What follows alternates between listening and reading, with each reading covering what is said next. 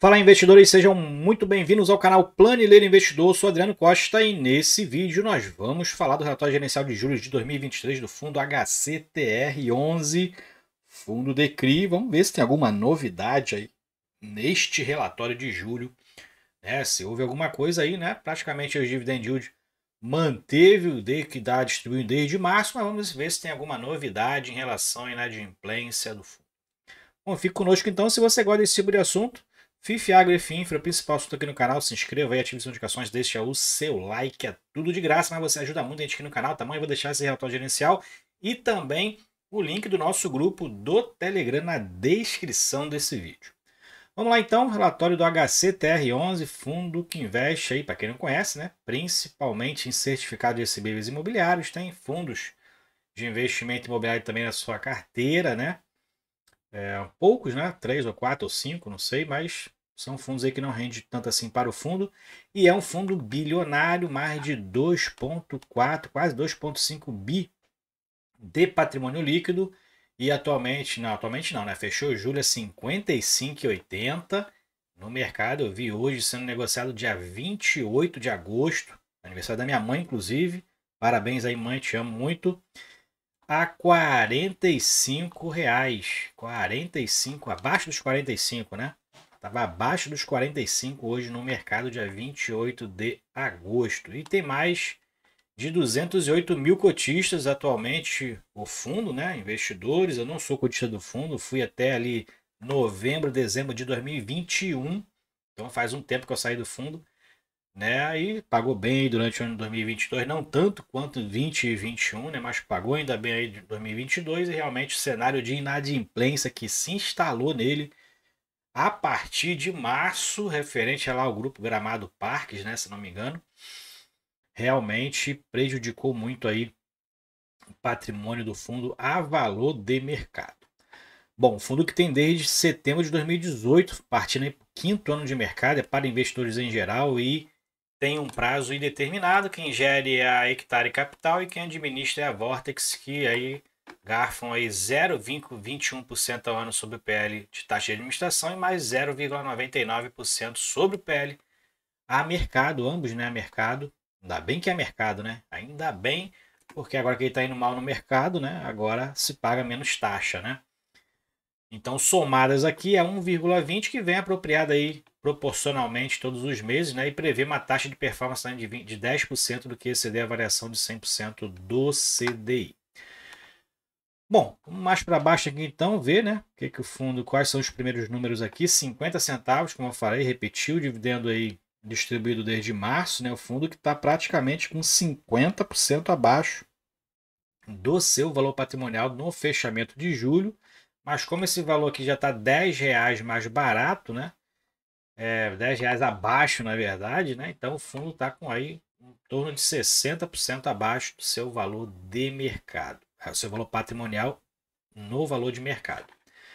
E aqui tem outros números, né? A liquidez que o fundo sempre foi boa a liquidez, né? Mas agora com um preço mais baixo, essa liquidez praticamente aí dentro ali do auge que ele estava 100, 110, R$ 120, praticamente caiu pela metade, que a liquidez aqui está diretamente relacionada ao preço de mercado, né? Se o preço cai, a liquidez também acaba caindo se ele permanecer com o mesmo nível de quantidade de cotas negociadas.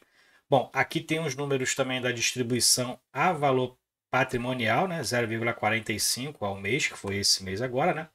E 0,85 a um preço de 55,80, né? A preço atual, o valor, essa distribuição passa dos 1% aí, equivale a mais de 1% de distribuição se você pega hoje a valor de mercado. Aqui alguns cenários aqui que ele fala, né? Alguns ring light em relação ao foco no desenvolvimento. Ele fala alguns parágrafos padrões, né? Relativo a ele falar sobre o setor de turismo, né? Que foi muito prejudicado na época da pandemia, e a principal inadimplência que ele tem hoje é exatamente de um grupo que investe principalmente no setor de turismo, em hotéis, resorts, né? Principalmente aí na região ali da região sul, né? Rio Grande do Sul. Então, realmente, a conta chegou, né? Ali, a dificuldade foi enfrentando, a conta chegou ali em 2023 praticamente. né? E o que a gente vê aqui, ele fala de alguns cenários aqui, principalmente dos hotéis, né? Onde ele financia aqui do grupo, depois tu dá uma lida aí. Aqui também são parágrafos que ele tem falado sobre a tese de investimento, né? Um fundo que investe aí, tem um estilo mais arrojado de investimento, pega aqui umas taxas bem altas, né? E para essas taxas que são muito altas, o perigo é a inflação, né? Então, no período que a inflação estava baixa, o fundo estava aí voando, né? Todo mundo adimplente, né? As taxas altas ali, os prêmios de risco muito altos, o fundo estava recebendo tudo, pagando 2,50, 2,80 de distribuição, custava aí no mercado 140, 150 reais, né?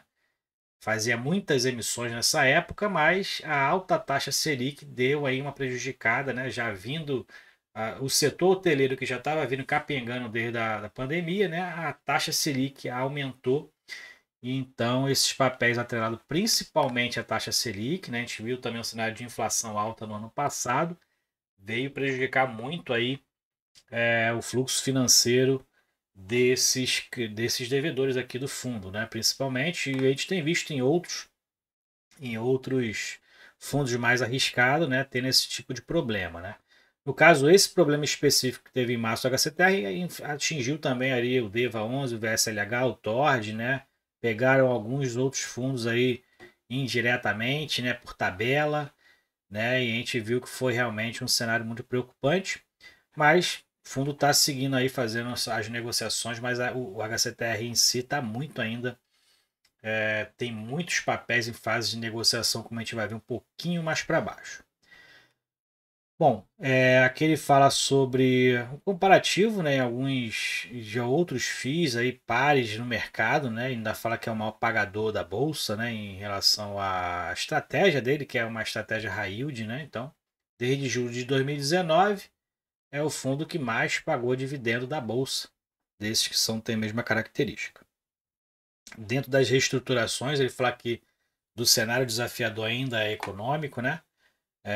Então, dentro aí de uma expectativa de queda de taxa Selic, né, a inflação baixa, né, as empresas têm tido aí um fôlego financeiro, como ele fala aqui, né, para se reestruturar as dívidas, né, e o que tem acontecido em muitos devedores de CRI, né, tem jogado aí as parcelas mais para frente, tem prolongado, né, e a gente vê também esse cenário nos próprios fundos que utilizam CRIs para poder alavancar ou comprar imóveis, né, muitos renegociando essas dívidas para diminuir a parcela, né, e adequar ali o seu fluxo financeiro, né, a gente viu aí no SARI 11, né, fazendo isso, RECT 11 e outros fundos de tijolo também reestruturando suas dívidas para equalizar o fluxo financeiro, né? Isso aí, num cenário econômico atual, acaba sendo aí necessário, né? E acaba que tem os dois lados, né? Aquele que se beneficia com a reestruturação e aquele que acaba se prejudicando no momento, né? Reduzindo a sua receita, que é os casos dos fundos de CRI. Bom, e aqui ele fala sobre aqueles ring lights, né? Fala que sobre o grupo Wish. Inclusive, esse resort aqui foi a primeira vez que eu fui em Natal, fiquei nesse resort aqui maravilhoso, realmente. Um hotel, um resort muito bom, né? Tem uma estrutura muito boa ali, de lazer, de alimentação, né? De próprio quarto, né? Então foi muito bom ali passar os momentos aí com a família.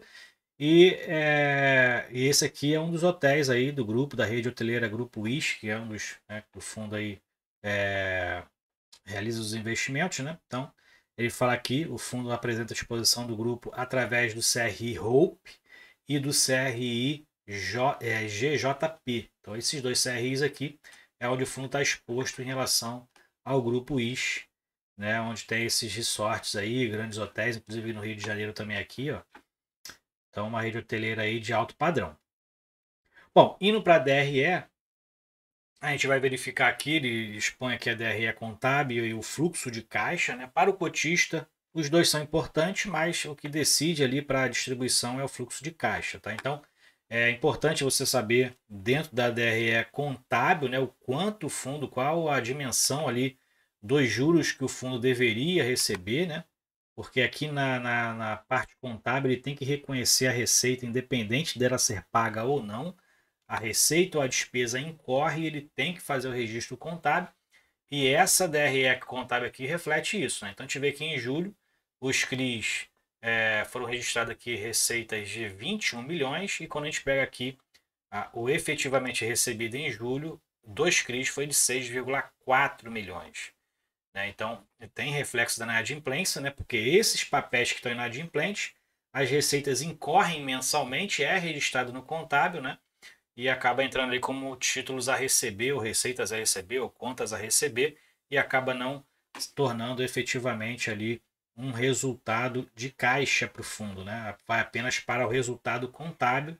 Então, por isso que às vezes, né, tem empresas que dão lucro contábil e não tem caixa nenhum praticamente, né? Ou tem empresas que dão prejuízo contábil, mas tem um caixa muito grande. A gente verifica esse tipo de cenário de prejuízos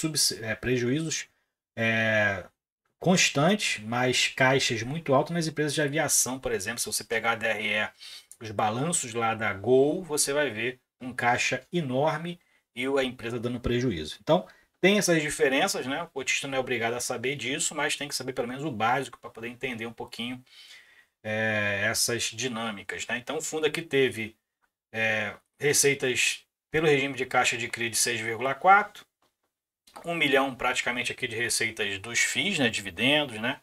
E o rendimento de caixa, onde o caixa fica aplicado 44 mil, despesa de 1,3 milhões de reais, e o resultado do fundo foi de 6,2 milhões, né? E o fundo distribuiu 11 milhões de reais, então queimando um caixa aí acumulado ainda do fundo. Provavelmente a gente enxerga esse caixa lá no balanço patrimonial, que não está disposto aqui, né? Bom, aqui mais para baixo a gente vê o histórico de distribuição. O fundo, então, a dividend yield analisada aqui está em torno de 5,6%, né, nos últimos 12 meses. Então, reflexo já desses 50 centavos distribuído por 5 meses consecutivos. E aqui a gente verifica alguns números também da carteira. O fundo ainda segue a mesma exposição, né? O fundo não tem feito muitas movimentações em relação ao seu portfólio, né? 81% alocado em CRI, 18% alocado em FII, 0,4% em caixa. Então está com caixa baixa no fundo, né? Está com caixa aí baixo. Dentro da senioridade, né? Então tem aqui fundo, tem aqui mais de quase 70%, né? De cotas sênior única, né? Que pelo grau de risco é um pouquinho menor, porque tem preferência na distribuição do fluxo, né? Mas se acontecer de, né, o credor ou o devedor ficar inadimplente aí de tudo, né, acaba que não tem muita importância isso, já que ele fica inadimplente 100%, né? Então não tem nem preferência na distribuição, já que ele não pagou nada, né, no caso aí desse grupo Gramado Parques. Dentro da indexação, a gente verifica 90% está alocado em IPCA, né, mais um spread médio aqui de 10,7%. Né? É a maioria aqui do fundo sempre foi, né? IPCA, teve uma época que o IGPM foi bem alto lá em 2020, né? Mas quando o IGPM deu aquela estilingada, chegou a quase 40%, muitas empresas trocando o indexador, né? E foi uma época que o fundo distribuiu dividendos muito altos. Aqui em relação à faixa da obra, 88% está 100% concluída, faixa de venda 67% da carteira está 100% vendida. E dentro do segmento principal é multipropriedades. Multipropriedades seguido do hoteleiro, né? O hoteleiro que deu maior problema para o fundo. Aqui dentro da exposição, os FIIs principal, que é o XBXO, o fundo tem uma posição alta, mais de 200 milhões nesse fundo, né? Fundo que nunca pagou dividendo para o fundo, né? Ainda é também um dos devedores do fundo, né? Em relação aos CRIs, como a gente verifica aqui, a exposição alta, inclusive para o CRI circuito de compras, né? E a gente verifica que dentro dos status tem muitos ainda em negociação, como a gente verifica aqui em amarelo, muitos em negociação. Esses verdinhos que estão com um tiquezinho, que está inadimplente, tá adimplente, não tem problema nenhum. Esses que estão verdes sem nada dentro é o que estão adimplente, mas postergaram suas parcelas, né? Esticaram as parcelas mais para frente aí. E os em vermelho é o que está em vencimento antecipado. Então, tem muito ainda em negociação. Isso que está em negociação é que ele está inadimplente mesmo, né? Está só com outro nome, mas ele está inadimplente junto com esse vermelho aqui, mas segue aí em negociação, em reestruturação. E isso aí não é de uma hora para outra, né? Então o fundo ainda está ainda nesse status, seus principais papéis ainda em negociação ou em inadimplência. E os corporativos também tem menos, né? Mas tem aqui alguns também inadimplentes do próprio grupo GPK, todos eles na verdade são todos do grupo GPK estão inadimplentes, que é do Gramado Parques, né? E 2 fundos que ele tem na carteira são esses daqui, né? Basicamente só HCHG que paga provento, é o único praticamente que paga provento para o fundo, o restante aí são pesos mortos a princípio, né?